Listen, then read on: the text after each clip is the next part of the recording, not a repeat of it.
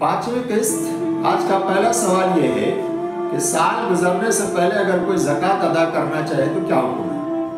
उसका जवाब यह है कि साहिब निसाब अगर साल गुजरने से पहले हिसाब वगैरह करके ज़कात अदा कर रहा है तो जायज़ है, इसमें कोई बुराई नहीं है। दूसरा सवाल यह है कि ज़कात किन लोगों को नहीं दी जा सकती।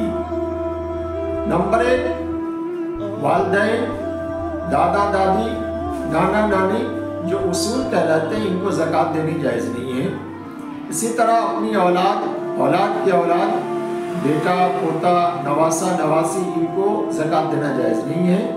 इसी तरह मियाँ बीवी का एक दूसरे को ज़कात देना जायज़ नहीं है। तीसरा सवाल यह है कि रज़ाई वालिदैन या रज़ाई औलाद को ज़कात देना कैसा है। रज़ाई माँ का मतलब होता है जिसका दूध पिया है किसी ने, या रज़ाई औलाद जिस औरत का दूध पिया उसकी औलाद रज़ाई भाई बहन कहलाती है, या उसकी औलाद रज़ाई औलाद कहलाती है।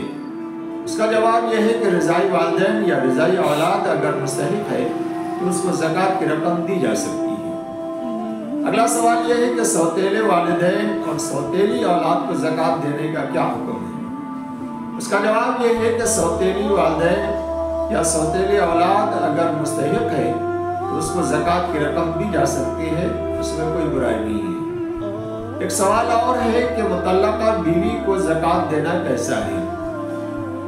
वो औरत जिसको इसने तलाक दे दी है, अगर वो इसके इद्दत में अभी तक है तब तो ज़कात देना जायज़ नहीं है।